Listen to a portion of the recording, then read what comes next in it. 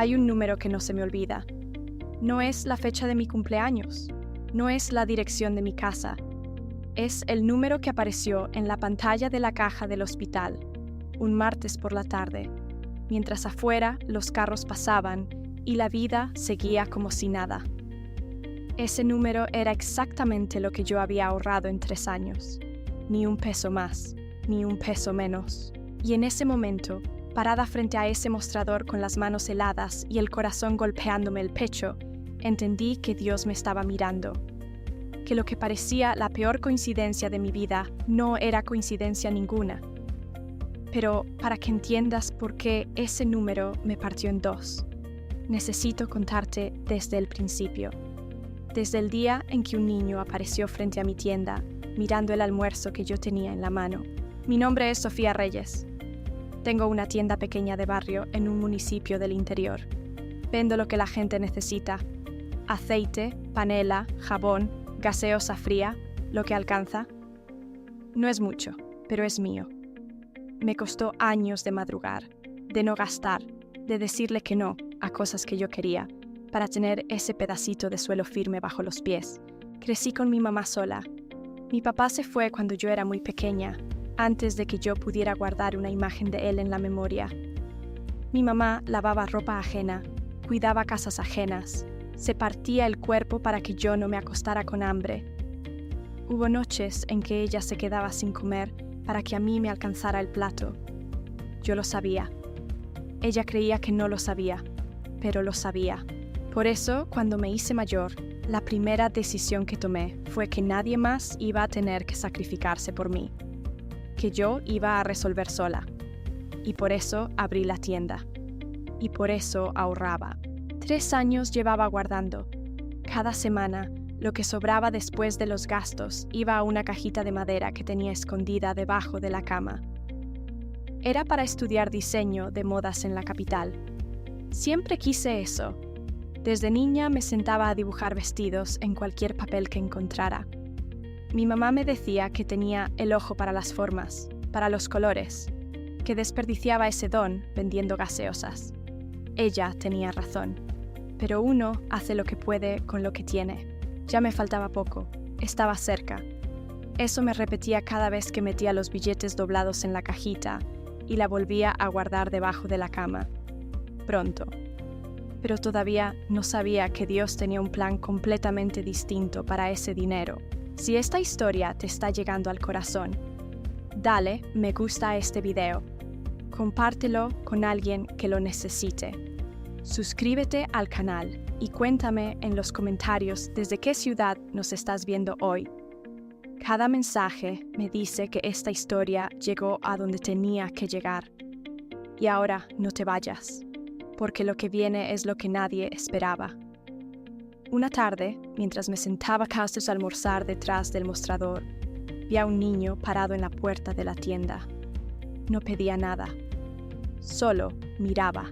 Miraba el plato que yo tenía en la mano con esa fijeza que tienen los que llevan tiempo sin comer. La ropa sucia, los pies sin zapatos, la cara pequeña con una expresión que era demasiado seria para su edad. Le pregunté qué quería. Dijo que tenía hambre. Le di mi almuerzo sin pensar. Me lo extendió con las 2 manos, con cuidado, como si fuera algo sagrado. Se sentó en el andén y comió todo. Todo. Limpió el plato con el dedo antes de devolverlo. Cuando terminó, me miró y dijo gracias. Su sonrisa era pequeña, pero era real. Me dijo que se llamaba Mateo. Esa noche, acostada en mi cama, no pude dormir. Seguía viendo su cara, la manera en que había sostenido el plato, la manera en que había comido sin levantar los ojos. Algo en mí no se acomodaba. Le pregunté a Dios por él antes de cerrar los ojos.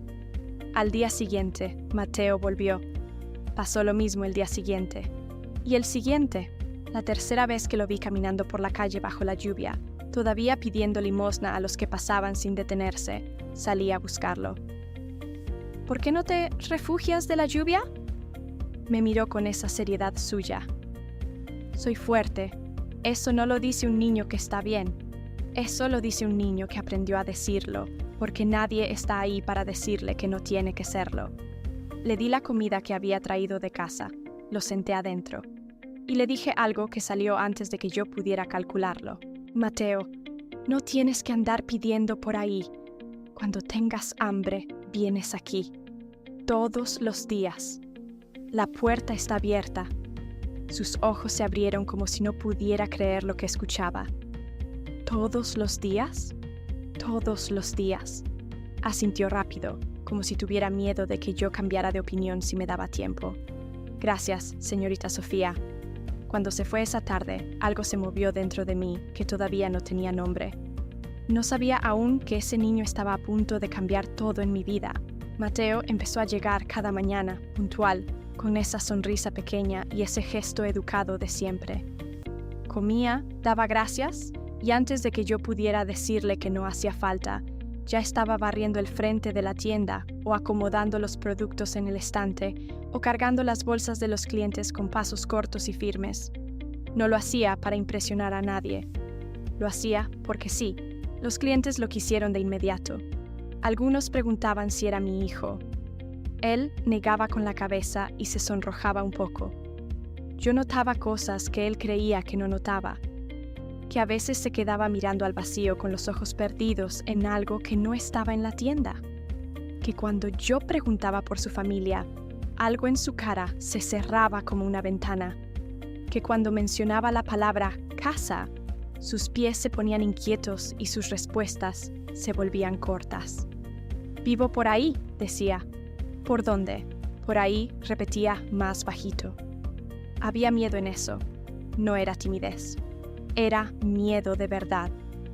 Una tarde lo seguí. Me quedé lejos para que no me viera. Caminó por calles que yo no conocía, por caminos que no aparecen en ningún mapa de ese municipio, moviéndose con la rapidez de quien sabe que no puede llamar la atención. Y se paró frente a una construcción abandonada, sin ventanas, sin puertas, solo paredes de ladrillo y un suelo de tierra. Entró como quien llega a casa. Me quedé en la esquina, sin respirar. Lo vi sacar la bolsa con la comida que yo le había dado. Lo vi sentarse sobre un montón de bloques viejos. Y entonces lo vi. A un lado, extendido en el suelo, había un trozo de tela doblado. Su cama.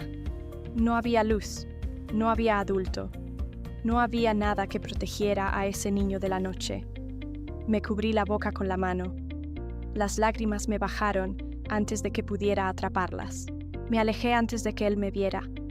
No quería que se sintiera observado.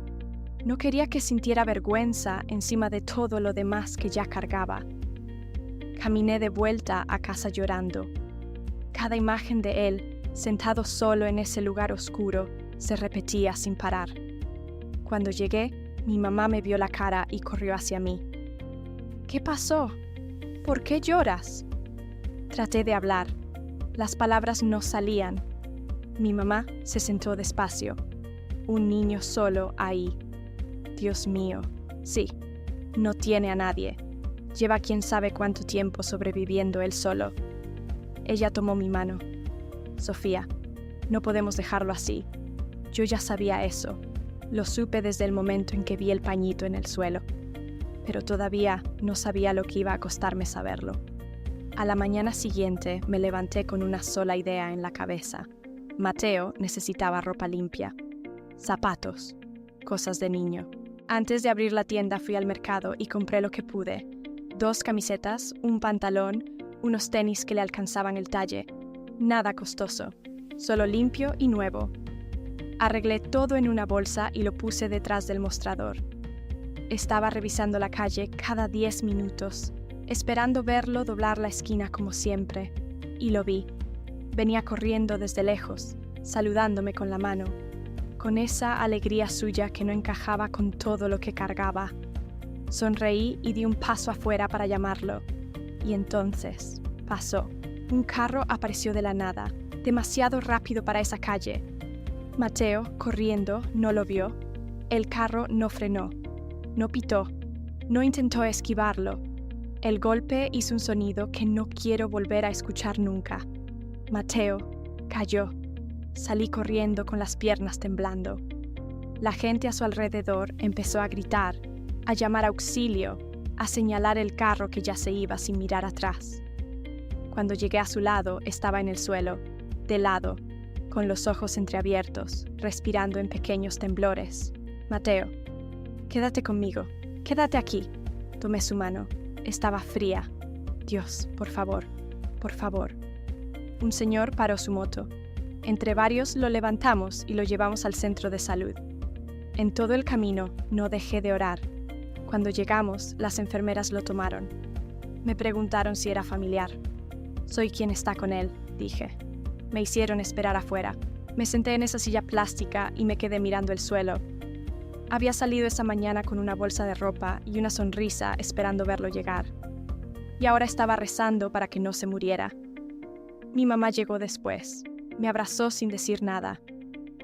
A veces el abrazo es lo único que sirve. Después de un rato, la enfermera salió. Tiene lesiones internas. Necesita tratamiento urgente. Vaya a la caja y diga que trae al niño. Fui. El señor de la caja digitó los datos. Giró la pantalla hacia mí y ahí estaba el número. El mismo número que yo había estado guardando por 3 años. Cada semana, cada sacrificio. Cada vez que dije que no a algo que quería para poner ese billete doblado en la cajita de madera. Ese número exacto. Me quedé paralizada. No parpadeé. No hablé. Solo miré la pantalla mientras algo dentro de mí se partía en 2 mitades que tiraban en direcciones opuestas. Una mitad veía el sueño. 3 años de madrugar. Los diseños que dibujé de niña. La escuela de modas en la capital. Lo que había prometido que iba a hacer algún día. La otra mitad veía a Mateo. Su cara. El pañito en el suelo. Las manos frías aferradas a las mías mientras la moto corría hacia el hospital. Pedí unos minutos. Salí a caminar media cuadra. Me recosté contra la pared y cerré los ojos. Recordé cada cosa que había sacrificado para juntar ese dinero. El par de zapatos que no compré. El mercado que reducí. Los meses en que le dije a mi mamá que estaba bien cuando no estaba bien. Las noches calculando cuánto me faltaba, diciéndome que ya faltaba poco. Recordé la cajita de madera debajo de la cama. Recordé el pañito en el suelo. Y entendí. Ese dinero tenía un dueño que yo no conocía todavía. Caminé de regreso a casa. Mi mamá me siguió sin preguntar. Entré al cuarto, saqué la cajita de madera del cajón y la puse sobre la cama. La miré durante unos segundos. Después, fui a buscar el martillo pequeño que usaba para los clavos de la tienda. Mi mamá estaba parada en la puerta. Sofía, haz lo que te diga el corazón. Levanté el martillo. Lo dejé caer sobre la tapa. La madera cedió. Los billetes se esparcieron por el suelo. 42 meses de vida entera ahí tirados entre los tablones rotos. Los recogí sin llorar. Los metí en una bolsa. Me levanté. Volví al hospital. Puse la bolsa sobre el mostrador. El señor de la caja contó. Asintió. Empezamos el tratamiento ahora mismo. Me senté en la silla plástica de nuevo. Mi mamá apretó mi mano. «Lo hiciste bien», me dijo. Cerré los ojos. No sé si hice bien o hice mal. Solo sé que no podía hacer otra cosa.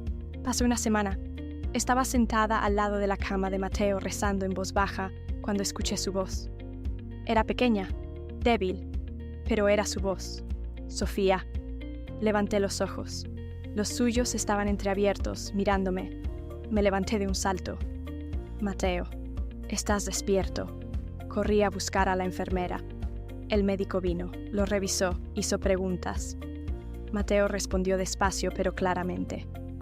El médico asintió. Va bien. Lo observamos 2 días más y sale. Cuando se fue, me senté de nuevo a su lado. Me miraste asustada, dijo Mateo. Sí, le dije. Me asustaste mucho. Él sonrió esa sonrisa pequeña suya. Gracias, señorita Sofía. Cuando le dije que no iba a volver a ese edificio, que se venía a vivir con mi mamá y conmigo, que eso no era pregunta, sino información, Sus ojos se llenaron de algo que tardó en convertirse en lágrimas.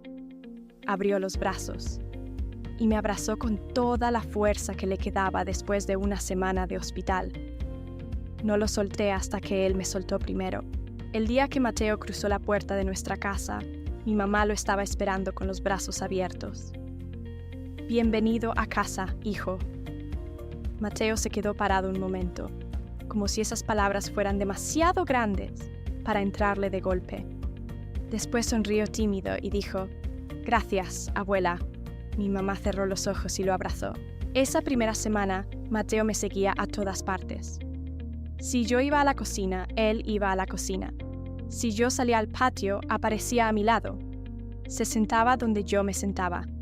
No hablaba mucho, solo estaba ahí, como asegurándose de que nada de esto fuera a desaparecer. Por las noches se despertaba a veces llorando bajito. Me levantaba, me sentaba a su lado, le ponía la mano en la espalda. «Aquí no te va a pasar nada. Nadie te va a mandar». Respiraba hondo. Se volvía a dormir. Con los días, la casa empezó a sonar diferente. Mateo barría antes de que amaneciera. Le ayudaba a mi mamá con los oficios sin que nadie se lo pidiera. Se reía con esas cosas pequeñas que uno da por sentado cuando ha tenido infancia normal. Algunas noches lo escuchaba rezar en voz alta. «Gracias, Dios, por haberme mandado a la señorita Sofía. Gracias por la abuela. Gracias porque ya no tengo frío». Cada vez que lo escuchaba, tenía que quedarme quieta en el corredor un momento antes de poder seguir. Lo puse a estudiar con un cuaderno viejo. Empecé con las letras. Las aprendía rápido, con esa concentración absoluta de quien sabe que aprender es la única manera de avanzar. Una noche me dijo: «Quiero hacer que usted y la abuela se sientan orgullosas». Yo no tenía mi sueño. Tenía la cajita rota bajo la cama. Pero mirándolo escribir su nombre por primera vez, con esa letra torcida y emocionada, sentí algo que el sueño de moda nunca me había dado. Propósito. Quizás Dios me había quitado el sueño que yo quería para darme el que yo necesitaba. Pero lo que yo no sabía todavía era que Dios no había terminado. Lo que venía después, nadie lo vio llegar. Fue un jueves. Estaba acomodando las botellas en el estante cuando escuché el ruido de los motores. No era uno, eran varios. 4 carros se estacionaron frente a la tienda, relucientes, los vidrios ahumados. La gente del barrio se fue acercando a mirar. Antes de que yo pudiera salir, las puertas se abrieron.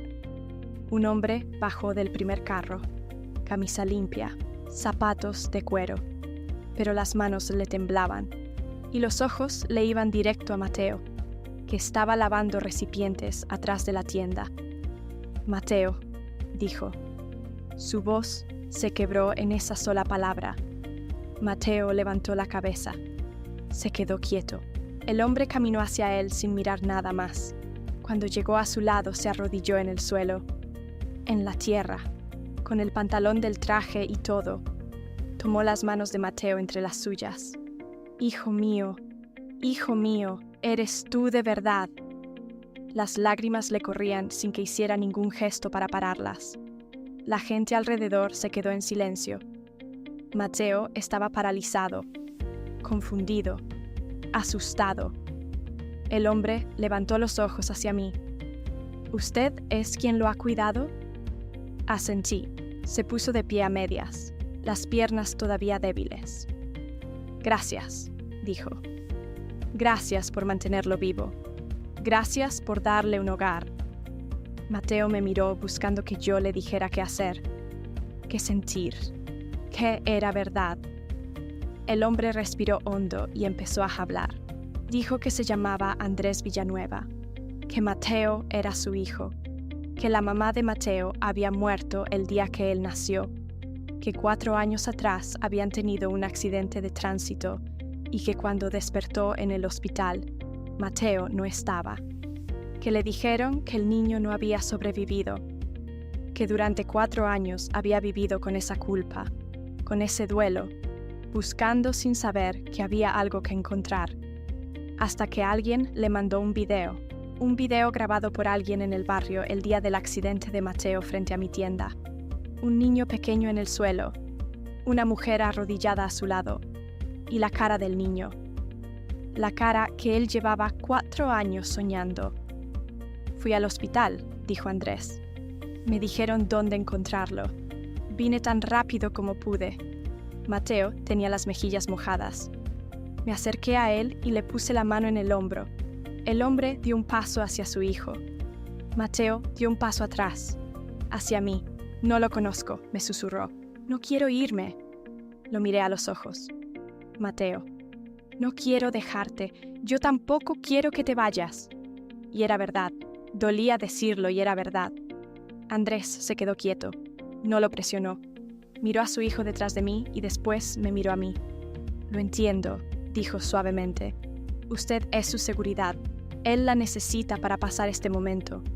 Por favor, ¿vendría con nosotros un tiempo? Solo hasta que él se sienta cómodo. Solo para que no sienta que lo pierde todo de golpe. Sentí que el suelo se movía bajo mis pies. Necesito tiempo para pensar, le dije. Él asintió. Se fue con sus carros. Mateo no se calmó hasta que desaparecieron por la esquina. Esa noche le conté todo a mi mamá. Ella me escuchó en silencio. Cuando terminé, tomó mis manos. Sofía, Dios no manda coincidencias. Ese niño llegó a tu vida por una razón, y el papá también llegó por una razón. El hombre no te está quitando a Mateo.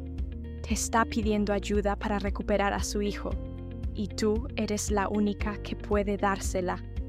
Y si Mateo siente que lo abandono, ella me apretó las manos. Tú no vas a abandonarlo. Vas a acompañarlo. Hay una diferencia enorme entre las dos cosas.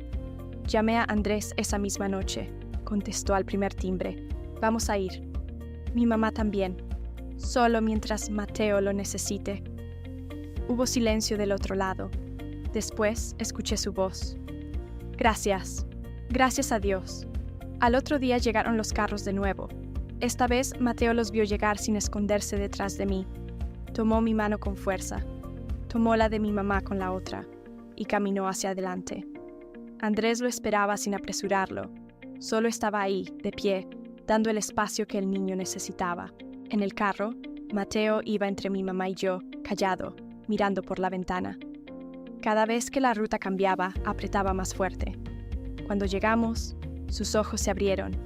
La casa era grande, el jardín amplio, todo limpio y en orden. Una vida que Mateo nunca imaginó que fuera suya, pero en lugar de emocionarse, se aferró a mi brazo. No me dejes. Aquí estoy, no me voy a ningún lado. La puerta de la casa se abrió y salió corriendo una señora mayor. Cuando vio a Mateo, se detuvo en seco. Se llevó la mano a la boca. Dios mío, Dios mío. Mateo corrió hacia él y se arrodilló. Le tomó las manos con un cuidado, como si estuviera tocando algo que podía romperse. Estás vivo, mi niño. Estás vivo. Mateo no la conocía, pero no se alejó. La miró con esa seriedad suya. Andrés se acercó y le puso la mano en el hombro. Es tu abuela, le dijo bajito. Te ha esperado todo este tiempo. La señora me miró a mí. Estudió mi cara, el cansancio, la manera en que yo sostenía al niño. Gracias, dijo. Que Dios la bendiga. Entramos. En la sala había fotos en las paredes. Andrés de joven, una mujer que yo no conocía, sonriendo, y una foto pequeña, la misma mujer sosteniendo un bebé recién nacido. Me detuve frente a esa foto. No sé por qué hice lo siguiente. Algo me impulsó a preguntarle a Sara Andrés, ¿cómo se llamaba ella? Andrés miró la foto. Elena. Elena, Sofía. Se me fue el aire. Sofía me llamo yo, y el nombre de mi mamá es Elena. Me quedé paralizada frente a esa foto. Andrés me miró, y vi en sus ojos que él también lo había entendido. Ninguno de los dos dijo nada por un momento largo. Fue Mateo quien rompió el silencio. ¿Por qué están así? Andrés se arrodilló a su altura. Porque a veces Dios hace cosas que no tienen explicación, hijo. y uno solo puede quedarse quieto y darle gracias. Esa noche, en esa casa grande y silenciosa, yo me quedé despierta mucho rato pensando en ese nombre. Elena Sofía, mi mamá, yo, la mamá de Mateo que nunca conoció a su hijo y que tenía el mismo nombre que las dos personas que lo habían encontrado. Coincidencias así no existen. Los días en esa casa fueron extraños al principio. Mateo no se separaba de mí, pero poco a poco, Andrés fue encontrando los caminos. Aprendió los dibujos animados que le gustaban a Mateo. Le llevó colores y un cuaderno de dibujo. Se sentó con él en el suelo a armar rompecabezas. La primera vez que Mateo se rió con él fue como ver encenderse una luz. Yo lo observaba desde lejos. Observaba también a Andrés. La manera en que hablaba a su gente. La paciencia que tenía. La humildad con que se sentaba en el suelo por su hijo. La tarde que lo vi rezando solo en el jardín, de rodillas, con la cabeza baja y las manos juntas, sin saber que yo lo veía desde la ventana. Una noche tarde, cuando Mateo ya dormía, Andrés apareció en la cocina. Puso a hervir agua sin decir nada. Preparó 2 tazas de aguapanela caliente y puso una frente a mí. No me había pedido si quería, solo sabía que lo necesitaba. Lo miré. ¿Cómo supo? Sonrió apenas. Usted lleva días sin dormir bien. Se nota. Tomé la taza con las 2 manos. Ese fue el primero de muchos momentos pequeños que no se planean. Conversaciones en la cocina cuando la casa dormía. Caminatas cortas por el jardín mientras Mateo jugaba cerca. La tarde en que los 3 pintamos con los colores que él había comprado y Andrés intentó pintar un pájaro que parecía más una papa y Mateo se rió hasta que le dolió el estómago y Andrés se rió también y yo entendí que era la primera vez en mucho tiempo que ese hombre reía de verdad. Mi mamá me lo dijo una noche mientras le cepillaba el pelo. Sofía, ese hombre te mira diferente. Mamá, no te hagas. Yo te conozco. No sé qué estás viendo tú. Lo que se ve con los ojos que te quieren, me dijo. Lo que tú todavía no te permites ver. Tenía razón, pero no estaba lista para decirlo todavía. 2 días después, Andrés me pidió que lo acompañara al estudio. Cerró la puerta. Puso un sobre en el escritorio. «Ábrelo», dijo. Lo tomé. Lo abrí.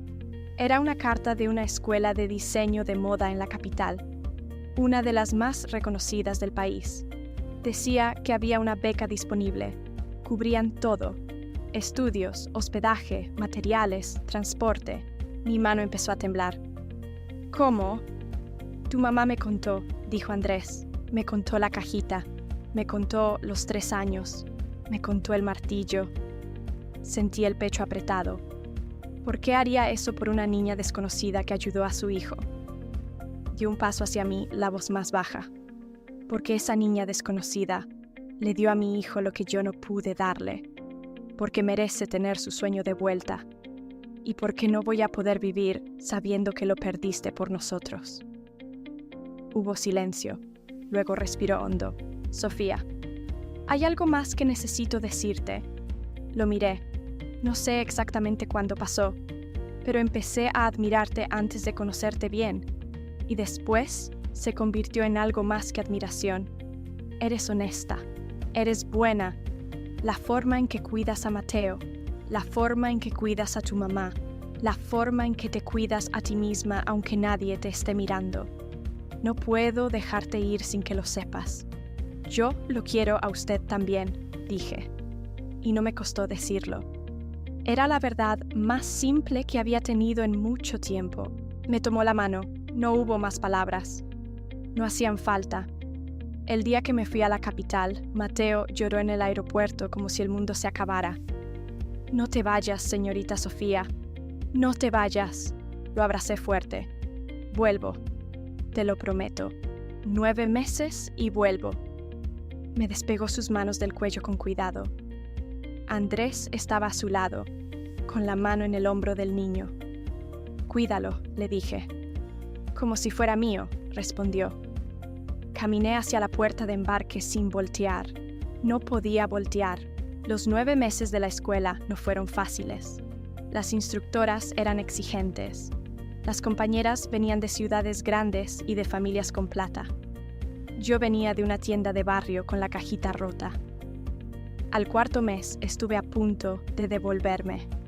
Una noche llamé a mi mamá llorando. «No puedo con esto», le dije.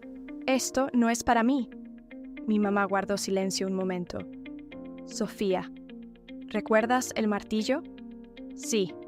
«¿Lo levantaste para dejar la cajita a la mitad?» «No». «Entonces». Así de simple, sin discurso, sin lección larga. Colgué el teléfono, me lavé la cara. Volví al taller.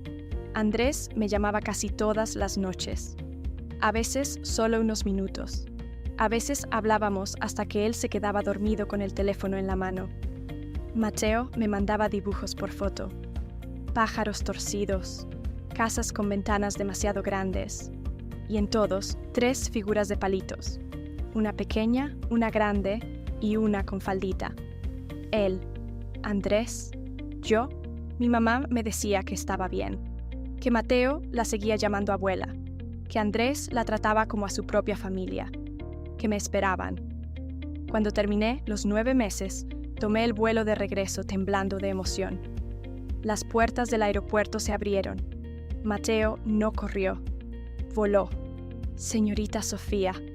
Señorita Sofía, no se vuelva a ir nunca. Lo cargué. Se aferró a mi cuello. Lloraba y reía al mismo tiempo. Andrés estaba detrás, con las manos en los bolsillos, mirándome con esa calma suya. Cuando Mateo me soltó un poco, me acerqué a Andrés. Me tomó la cara entre las manos. «Bienvenida a casa». Mi mamá salió de detrás de él y me abrazó. «Estoy orgullosa de ti, mi niña». Llegué a la casa esperando la normalidad. Encontré otra cosa. Las luces estaban bajas. Había flores en la sala, pétalos en el suelo formando un camino, velas encendidas en cada rincón, y en la pared, escrito con luces pequeñas. «¿Quieres casarte conmigo?» Me quedé paralizada. Me volví. Andrés estaba arrodillado detrás de mí, con el anillo abierto en la mano. Las manos le temblaban. «Sofía, me devolviste a mi hijo. Me devolviste las ganas de vivir. Me devolviste la fe en que Dios todavía hace cosas que no entendemos. Quiero construir una vida contigo, una familia contigo. Por favor». Las lágrimas me bajaban antes de que yo pudiera decir nada. «Sí», dije. «Sí quiero». Mateo empezó a saltar. «Dijo que sí, dijo que sí. Ahora sí tengo mamá. Ahora sí tengo mamá de verdad». Andrés me tomó entre sus brazos. Mateo nos abrazó por las piernas. Mi mamá vino y nos abrazó a todos. Nos quedamos así, los 4, en medio de las velas y los pétalos y las luces pequeñas que decían lo que ninguno de nosotros tenía palabras para decir. Esta no fue la vida que yo planeé. Yo planeaba la cajita de madera, el viaje a la capital, el diploma de moda colgado en la pared de mi tienda pequeña. Pero Dios tenía un plano diferente. Uno donde un niño con hambre parado en la puerta de mi tienda era el comienzo de algo que yo no sabía que me faltaba. Hay gente que me pregunta si me arrepiento de haber roto la cajita. No, ni un segundo, porque ese dinero no se perdió. Encontró el lugar exacto para el que estaba hecho. Y yo encontré el lugar exacto para el que estaba hecha. La Biblia dice en Ruth 2, versículo 12, que el Señor recompense tu obra, que tu recompensa sea completa. A mí me fue completa, más de lo que pedí, más de lo que imaginé. Si tú estás hoy en un momento en que sientes que diste demasiado y no recibiste nada a cambio, escúchame. Dios no debe nada y no olvida nada. Lo que das con amor verdadero siempre vuelve. No siempre como tú lo esperas, pero siempre vuelve. Dale me gusta a este video si esta historia te llegó. Compártela con alguien que necesite escuchar que las cosas buenas que uno hace no se pierden. Suscríbete al canal para seguir escuchando historias como esta. Y cuéntame en los comentarios desde qué ciudad nos ves hoy. Que Dios te bendiga. Pero la historia no termina donde parece terminar. Hay cosas que uno solo entiende con el tiempo. Cosas que en el momento parecen pequeñas y que después, mirando hacia atrás, uno ve que eran el hilo invisible que sostenía todo. Una de esas cosas fue el nombre. Elena Sofía, la mamá de Mateo. Yo pensé en ese nombre muchas noches después. Lo repetía bajito antes de dormir como si quisiera entenderle la forma. Elena, Sofía, mi mamá, yo, la mujer que nunca conoció a su hijo y que tenía los mismos nombres que las dos personas que lo encontraron. Andrés me contó más sobre ella una tarde que caminábamos por el jardín mientras Mateo dormía la siesta. Era maestra de escuela en su pueblo, me dijo. Enseñaba a los niños de primaria. Decía siempre que la educación era lo único que nadie podía quitarle a una persona. Lo llevaba aquí adentro. Lo decía en serio. Me quedé callada escuchando. Tenía una manera de ver a la gente, continuó Andrés. No veía lo que uno tenía o no tenía. Veía lo que uno llevaba adentro. Siempre decía que la bondad verdadera no hace ruido, que la gente buena de verdad no anuncia que es buena. Simplemente lo es. Sentí un nudo en la garganta. ¿Por qué me cuenta eso? Andrés me miró. Porque cuando te conocí, lo primero que pensé fue, Elena se habría alegrado de conocerte. Y después pensé algo más. Pero eso me lo guardé un tiempo. ¿Qué pensó? Que quizás ella de alguna manera sí te conoció. Que quizás ese nombre no fue coincidencia. Que quizás Dios tiene formas de conectar las cosas que nosotros no alcanzamos a ver completas desde donde estamos. Caminamos en silencio un rato. El jardín olía a pasto mojado. Los pájaros hacían ruido en los árboles del fondo. Mateo roncaba suavecito desde adentro. Yo no sabía si lo que Andrés había dicho era verdad. Uno nunca sabe esas cosas. Pero sí sabía que me había cambiado algo en el pecho escucharlo. Que me había dado una paz que no tenía nombre, pero que se sentía real. Esa noche, antes de dormir, le hablé a Elena. Así nomás, como si ella pudiera escuchar. Le dije que su hijo estaba bien, que tenía los dientes limpios y las uñas cortas y una cobija abrigada, que aprendía rápido y reía fuerte, que su papá lloraba cuando creía que nadie miraba y que eso me decía que era un buen hombre, que yo iba a cuidarlos a los dos lo mejor que pudiera. Y le dije gracias, por el nombre que compartíamos sin saberlo, por haber mandado a Mateo hasta mi puerta. Mateo fue creciendo en esa casa, con la facilidad natural de los niños que finalmente tienen suelo firme bajo los pies. Al principio, seguía siendo cauteloso.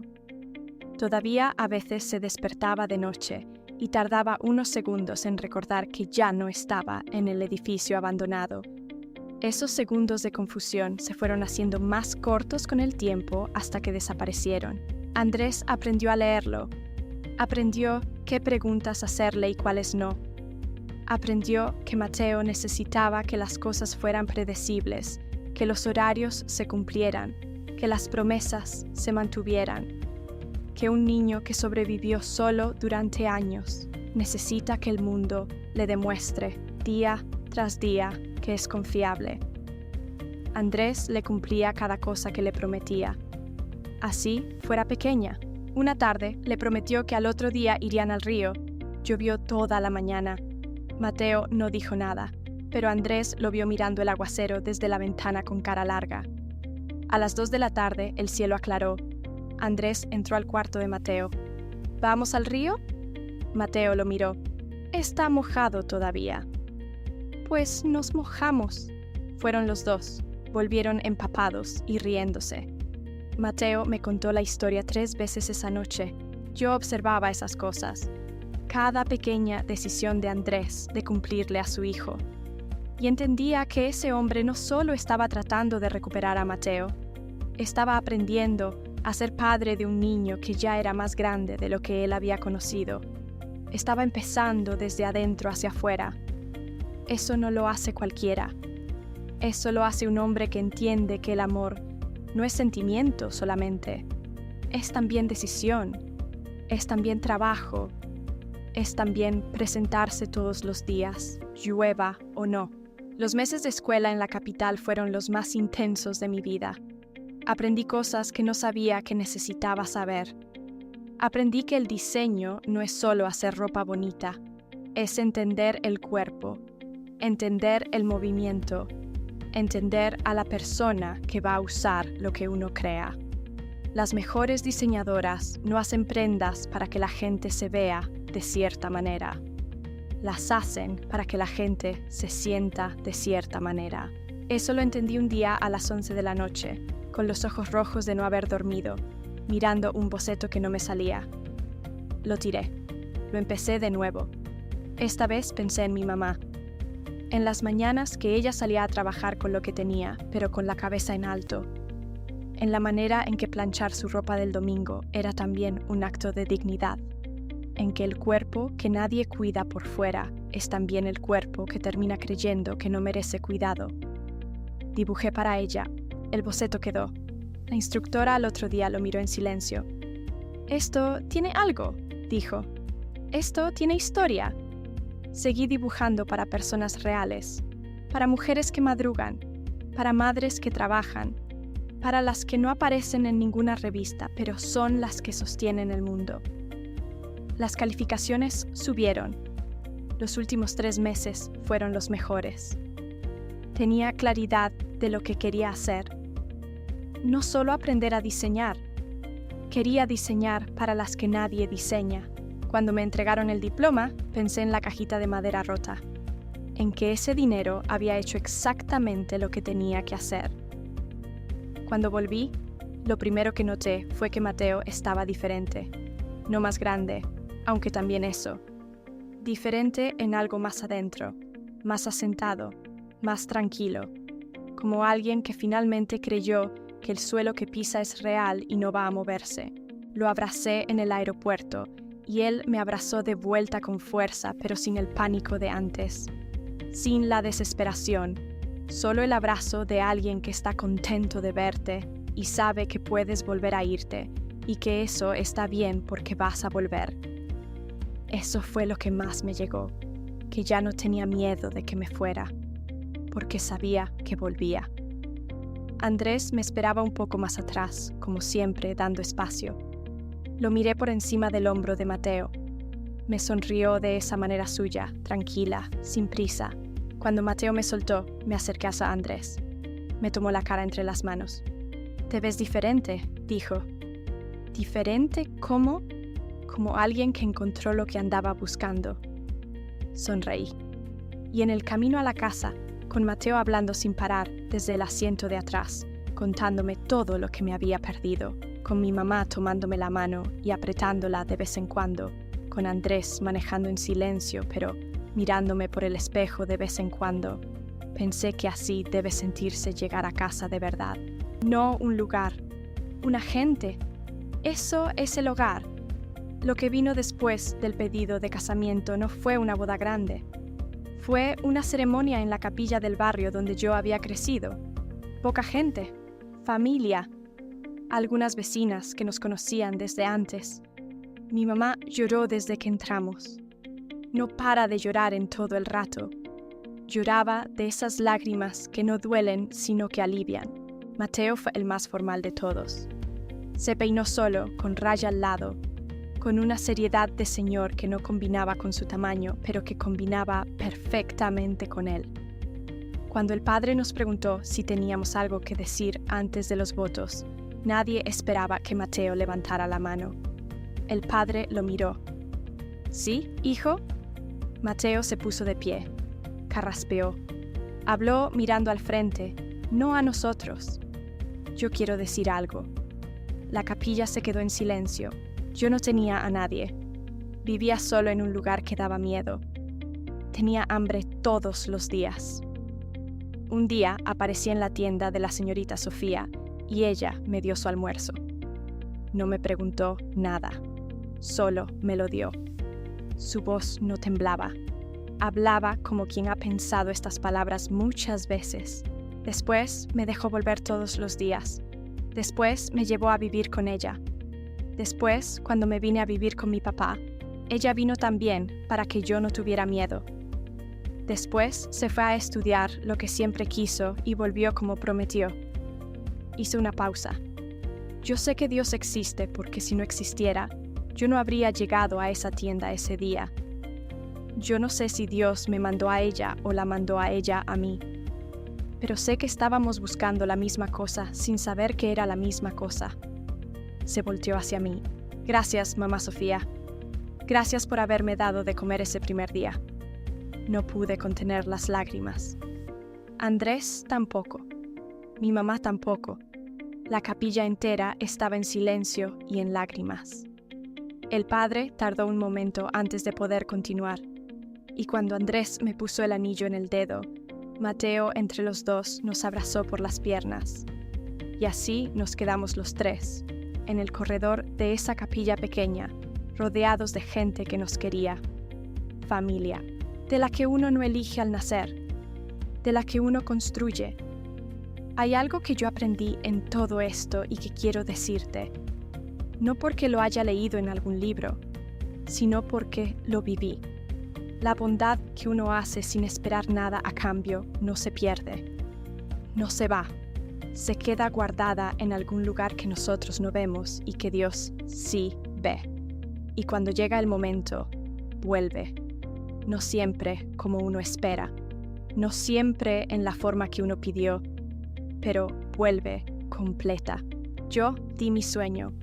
Dios me devolvió mi sueño, más una familia que yo no sabía que estaba buscando. Mateo llegó buscando comida. Encontró un hogar. Andrés llegó buscando a su hijo. Encontró una razón para vivir de nuevo. Y yo llegué buscando sobrevivir. Encontré que vivir, de verdad, se parece mucho más a dar que a guardar. Si hoy estás pasando por algo difícil, si sientes que diste demasiado y no recibiste nada, si sientes que el esfuerzo no valió, espera un poco más. Dios no olvida. Y lo que haces con amor verdadero siempre, siempre vuelve. Pero antes de llegar a la boda y a la capilla y al discurso de Mateo, que no hubo ojos secos en esa capilla pequeña, hubo una noche que yo nunca le conté a nadie. Fue durante el 4º mes en la capital. La noche que casi me devuelvo. Ya te conté que llamé a mi mamá llorando, que ella me dijo lo del martillo, que eso fue suficiente para que yo me lavara la cara y volviera al taller. Lo que no te conté es lo que pasó antes de llamarla. Antes de marcar su número, estuve 2 horas sentada en el borde de la cama del cuarto donde vivía durante los meses de escuela. Un cuarto pequeño, prestado, en una casa que no era mía, en una ciudad que no reconocía como propia. Miré la cajita de madera que yo había traído conmigo, no la cajita llena, porque esa ya no existía. Había traído los pedazos, los tablones rotos que recogí del suelo de mi cuarto la tarde del martillo. Los guardé sin saber bien por qué. Esa noche en la capital los saqué del bolso donde los guardaba. Los puse sobre la cama. Acomodé cada astilla, cada trozo, tratando de armar la forma original. Como un rompecabezas que ya sé que no va a quedar igual. Miré esa figura rota y pensé en todo lo que había pasado desde que la rompí. Mateo, recuperándose en el hospital. Mateo llegando a mi casa con los ojos como platos. Mateo llamando abuela a mi mamá. Los 4 carros. Andrés arrodillado en la tierra. La foto de Elena Sofía. El aguapanela caliente que nadie me pidió. La risa de Andrés esa tarde pintando con Mateo. El nombre. Y me pregunté algo que nunca antes me había permitido preguntarme. ¿Qué habría pasado si yo ese martes en el hospital hubiera dicho que no? Si hubiera puesto el dinero de vuelta en el bolsillo y me hubiera regresado a la tienda. Mateo no habría sobrevivido esa noche. Eso lo sé. Y yo nunca habría sabido que había algo más grande esperándome del otro lado de ese sacrificio. Uno no sabe lo que pierde cuando decide no perder. Lo que yo estaba a punto de perder en ese cuarto pequeño de la capital era la continuación de todo. El diploma, el sueño recuperado, la familia encontrada, el discurso de Mateo en la capilla que todavía no había pasado pero que iba a pasar. Todo eso estaba del otro lado del martillo que bajé ese martes. Recogí los pedazos de la cajita y los envolví en un trapo. Llamé a mi mamá. Ella me dijo lo del martillo y volví al taller. Guardo esos pedazos todavía. Los tengo en una cajita nueva, entera, sobre el escritorio donde diseño. No como recuerdo triste, como recordatorio de que hay veces en que lo más valiente no es guardar, es romper. El primer diseño que presenté al terminar la escuela era para mi mamá. No se lo dije hasta que estuvo listo.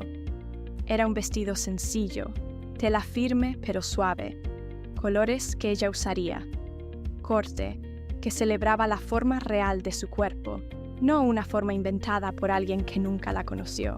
Cuando se lo mostré, se quedó en silencio mirándolo. ¿Para quién es?, preguntó. Para ti. Me miró. Sofía.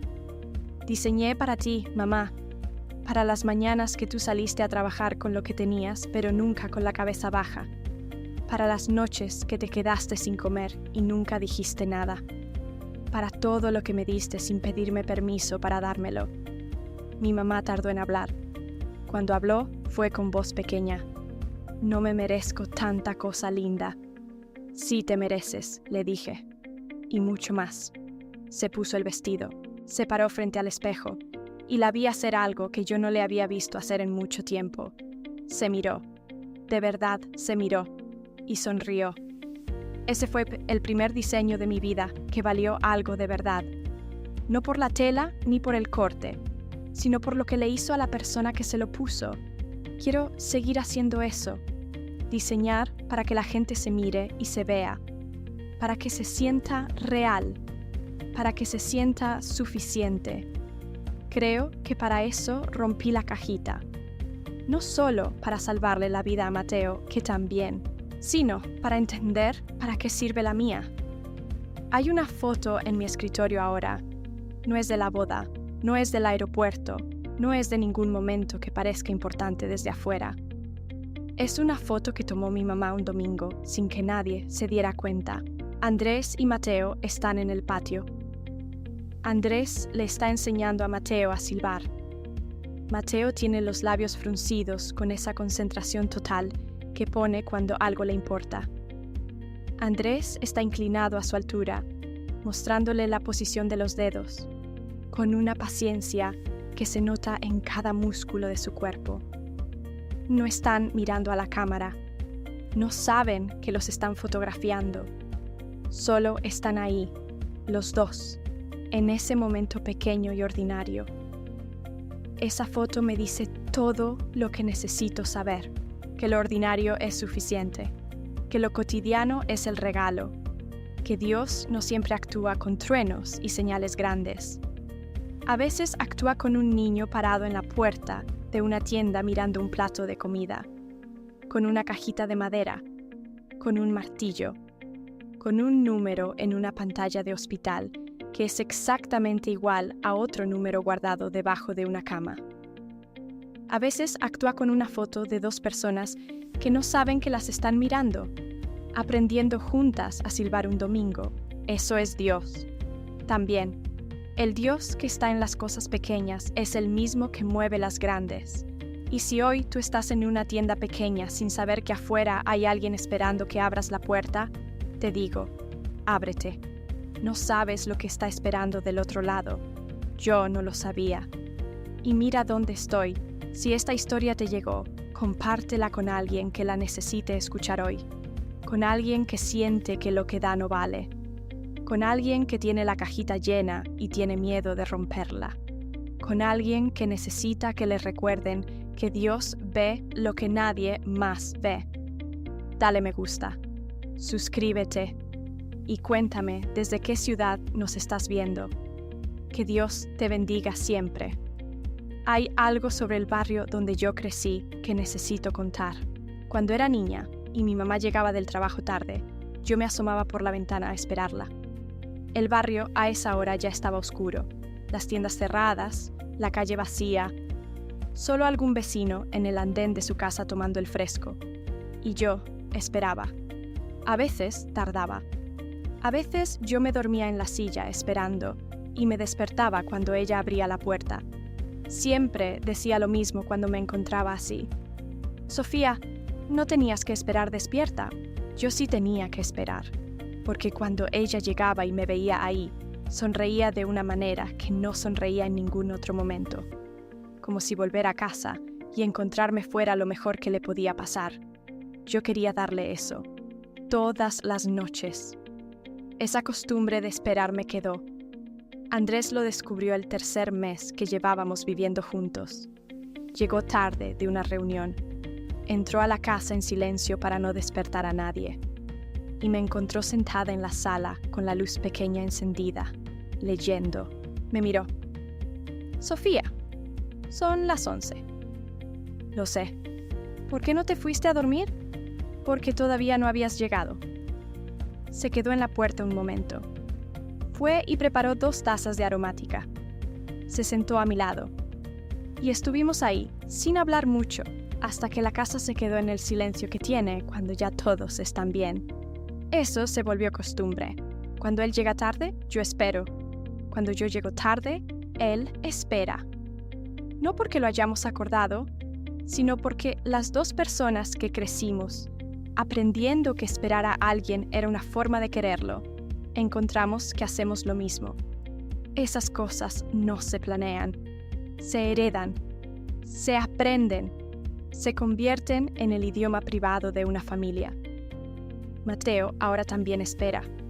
Cuando alguno de los 2 llega tarde, lo encontramos sentado en la silla de la sala, con los ojos ya medio cerrados, pero todavía ahí. La primera vez que lo encontré así, lo cargué hasta su cama. ¿Por qué no te dormiste?, le pregunté en voz baja mientras lo acostaba. Porque todavía no habías llegado. Me quedé parada junto a su cama un momento, mirándolo. Él ya tenía los ojos cerrados, pero sonreía. Andrés me contó algo de Elena que nunca olvidé. Fue una tarde que Mateo estaba en la escuela y nosotros 2 estábamos solos en el jardín. Él me habló de cuando la conoció, de cómo era ella, de las cosas pequeñas que la hacían ser quien era. Me dijo que Elena recogía plantas silvestres cuando salían a caminar, no flores vistosas, hierbas pequeñas, hojas con formas raras, cosas que la mayoría pisa sin ver. Las traía a casa y las ponía en vasitos con agua en el alféizar de la ventana. ¿Para qué?, le pregunté. Andrés sonrió. Decía que todo lo que crece merece un lugar donde crecer, aunque sea pequeño, aunque nadie lo vea. Guardé esa frase. La pienso cuando diseño. Cada mujer que se pone algo que yo hice merece un lugar donde crecer, aunque sea pequeño, aunque nadie la vea todavía. La pienso cuando miro a Mateo haciendo la tarea. La pienso cuando pienso en el niño que estuvo solo en ese edificio sin ventanas y que ahora tiene su propio cuarto con una cobija azul y un escritorio lleno de dibujos de pájaros. Todo lo que crece merece un lugar. Eso era Elena. Eso era lo que le dejó a Mateo sin saberlo. La capacidad de crecer en cualquier suelo mientras alguien le pusiera un vasito con agua. Yo fui ese vasito un tiempo. Ahora él tiene todo el jardín. El día que Mateo fue por primera vez al colegio real, con uniforme, con mochila nueva, con los cuadernos forrados en papel de periódico como yo le enseñé porque así hacíamos en mi escuela de barrio. Andrés y yo fuimos a dejarlo. En la puerta Mateo se detuvo. Miró el colegio. Miró a Andrés. Me miró a mí. ¿Qué pasa?, le pregunté. Nada. Solo que estoy mirando bien. Para recordarlo. ¿Recordar qué? Este momento, dijo. Quiero acordarme siempre de cómo se ve esto, para cuando sea grande y me pregunten cuándo empezó todo. Andrés y yo nos miramos por encima de su cabeza. Él tenía 7 años, y ya sabía que los momentos que cambian la vida hay que guardarlos con los ojos bien abiertos. Entró al colegio sin voltear, con pasos seguros. Andrés me tomó la mano. Nos quedamos en la puerta hasta que desapareció adentro. «Vas a estar bien», dijo Andrés. «Lo sé», respondí. «No solo el hoy», dijo él, «toda la vida». Asentí. toda la vida. Caminamos de vuelta al carro en silencio. El barrio empezaba su mañana alrededor. Carros, voces, olores de cocina saliendo por las ventanas. Vida ordinaria, que es la única vida real que existe. Y yo, que había pasado años creyendo que la vida real era la que vendría después de juntar el dinero, después de ir a la capital, después del diploma, después de todo. Entendí ese día que el después siempre es ahora, que la vida no espera a que uno esté listo para empezar. Ya empezó. Está pasando. Sofía Reyes. La de la tienda pequeña, la de la cajita de madera, la del martillo. Hoy diseña vestidos para mujeres que merecen verse.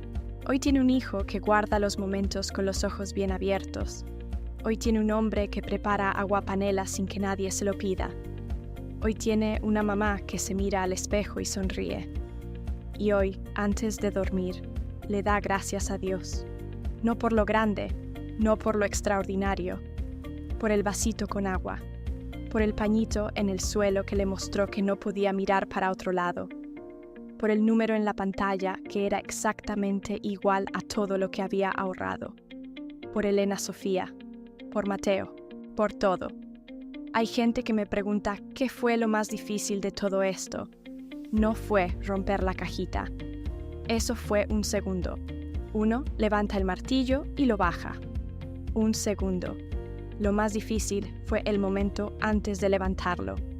Cuando uno está parado con el martillo en la mano y todavía tiene tiempo de devolverlo al cajón.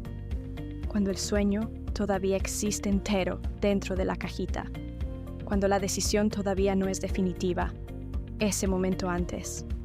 Eso es lo más difícil. Porque cuando uno ya rompió, ya rompió. No hay reversa. El cuerpo entra en modo de acción y hace lo que tiene que hacer. Pero el momento antes de romper, cuando uno todavía puede elegir no hacerlo, ese es el momento donde se define quién es uno. Yo estuve en ese momento. Me demoré en él más de lo que me gusta admitir. Vi pasar toda la cajita por mi cabeza. Cada semana, cada sacrificio, cada noche calculando cuánto me faltaba. Y vi la cara de Mateo, no la cara de ese día, tendido en el hospital, la cara del primer día, parado en la puerta de mi tienda, mirando el almuerzo que yo tenía en la mano, con esa hambre que era mucho más que hambre de comida. Esa cara fue la que levantó el martillo, no yo, él. Andrés me preguntó una vez si yo había sentido miedo cuando tomé esa decisión en el hospital. Le dije que sí. ¿Miedo de qué?, preguntó. Miedo de equivocarme. Miedo de que el dinero no alcanzara. Miedo de que Mateo no sobreviviera de todas formas. Miedo de quedarme sin sueño y sin resultado al mismo tiempo. Miedo de todo, le dije. ¿Y aún así lo hiciste? Aún así. Andrés guardó silencio un momento. ¿Sabes qué es eso, Sofía? Le dije que no. Eso es fe.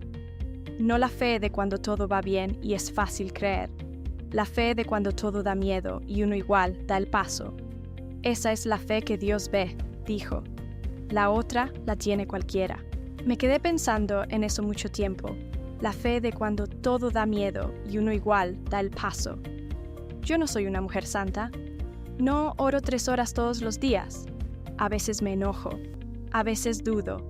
A veces me pregunto por qué las cosas son como son. Pero ese martes en el hospital, con el martillo en la mano, tuve fe. La única que sirve. La que da miedo y da el paso igual. Mateo tiene una frase que repite cuando algo le sale bien.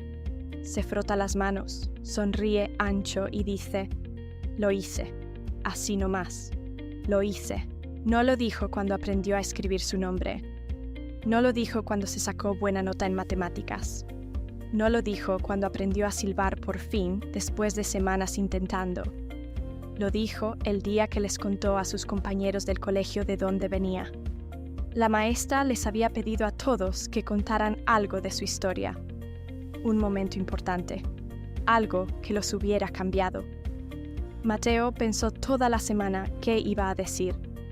El viernes llegó a la casa con cara de quien hizo algo que le costó. Conté todo, me dijo. Les conté el edificio, les conté la tienda, les conté el hospital, les conté a mi papá, les conté a ti. ¿Y cómo te fue?, pregunté. Al principio se quedaron callados. Después algunos empezaron a llorar. Después la maestra también lloraba. Se frotó las manos. Lo hice. Con esa sencillez que tienen los niños cuando hacen algo difícil. Sin dramatismo, sin aplaudir, solo la certeza tranquila de que lo que tenía que hacer lo hizo. Yo me lo quedé mirando y pensé que ese niño iba a estar bien toda la vida. No porque la vida no le fuera a poner cosas difíciles, sino porque ya sabe cómo pararse frente a ellas, con miedo y todo, y decir, lo hice. Hay una cosa más que quiero contarte. El día antes de la boda, la noche que Andrés y yo estábamos solos en el jardín esperando que el día grande llegara, me preguntó algo que no esperaba. ¿Qué habrías hecho si yo no hubiera llegado? Lo miré. ¿Qué quieres decir? Si Mateo no hubiera tenido padre. Si nadie hubiera aparecido ese jueves con 4 carros. Si tú te hubieras quedado con él para siempre, sin que nada de esto pasara. ¿Habrías estado bien? Pensé en eso de verdad. Sí, le dije. Habría estado bien. Habría tenido a Mateo y a mi mamá y mi tienda y quizás un día mi sueño de moda de otra manera. ¿Y hubieras sido feliz? Creo que sí, a mi manera. Andrés asintió despacio. Eso era lo que quería saber. ¿Por qué? Porque quería estar seguro de que estás aquí porque quieres estar, no porque no tenías otra opción. Lo miré. ¿Y? Y estoy seguro, dijo. Eres una mujer que habría estado bien de todas maneras. Y eso hace que elegirte valga el doble. Nos quedamos en silencio un rato más. El jardín olía a noche. Las estrellas estaban claras. Mateo dormía adentro con sus cobijas azules y sus dibujos de pájaros. Mi mamá dormía al lado, y yo estaba sentada en ese jardín, al lado de un hombre que me preguntó si era libre antes de pedirme que me quedara. Gracias, le dije. ¿Por qué? Por preguntar. Él tomó mi mano, y así nos quedamos hasta que el frío de la noche nos mandó adentro. Esa noche dormí tranquila, como duerme la gente que sabe exactamente dónde está y por qué. Una cosa que la gente no ve cuando mira la historia desde afuera es el trabajo. No el trabajo de la tienda, aunque ese también. El trabajo de aprender a recibir. Yo toda la vida aprendí a dar. Mi mamá me enseñó eso, sin darse cuenta, dando sin parar hasta que no le quedaba nada. Yo aprendí lo mismo. Dar era cómodo. Dar era seguro. Cuando das, tú controlas. Tú decides cuánto y cuándo y a quién. Recibir es otra cosa. Recibir te pone vulnerable, te expone. Cuando alguien te da algo de verdad, tienes que estar ahí, sin escudarte en nada, aceptando que tú también necesitas. Andrés me lo fue enseñando sin lección, sin teoría. Me lo enseñó la noche de la guapanela que nadie pidió. Me lo enseñó cuando contrató a alguien para que ayudara en la tienda mientras yo estaba en la capital, para que mi mamá no tuviera que trabajar sola. Lo hizo sin decirme. Lo encontré de vuelta cuando llegué. Me lo enseñó el día que vio que yo estaba diseñando hasta las 2 de la mañana y en silencio fue al cuarto a buscar la cobija y me la puso sobre los hombros, sin interrumpir lo que yo hacía. Me lo enseñó el domingo que Mateo amaneció con fiebre y Andrés se levantó antes que yo, preparó el té, tomó la temperatura, llamó al médico y cuando yo llegué a la cocina todo estaba resuelto y él solo me dijo: siéntate que ya hice el desayuno. Yo aprendí a decir gracias de verdad, no el gracias rápido que uno dice por educación. El gracias que se queda quieto un momento antes de salir. El que significa te vi. Vi lo que hiciste. No se me escapó. Eso también es amor. Saber ver. Y saber decir ¿qué viste? Mateo dibuja pájaros desde que lo conozco. No sé de dónde le salió eso. En el edificio abandonado no había colores. no había nada.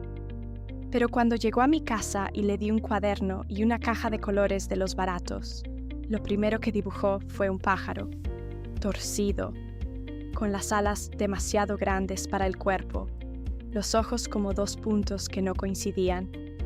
Pero era un pájaro. Le pregunté por qué pájaros. Me miró con esa seriedad suya de niño viejo, porque los pájaros pueden irse, pero también pueden volver. Me quedé callada. A los 7 años, con esa frase. Años después, cuando le conté esa historia a Andrés, él se quedó callado también. Los pájaros pueden irse, pero también pueden volver. Creo que Mateo siempre supo que no iba a quedarse solo para siempre, que alguien iba a volver por él, o que algo iba a volver para él. Y tenía razón. Andrés volvió. Yo volví después de la capital. Mi mamá nunca se fue. Y Mateo se quedó. Todos los pájaros de esta historia volvieron. A veces los niños saben cosas que los adultos tardamos años en aprender. Antes de terminar, quiero hablarte de algo que no suena heroico, pero que creo que es lo más importante de todo lo que te conté. Es sobre las mañanas ordinarias. Porque uno escucha una historia así y piensa que la vida, después de todo eso, debe ser siempre emocionante, llena de momentos grandes, de señales de Dios cada martes. No es así.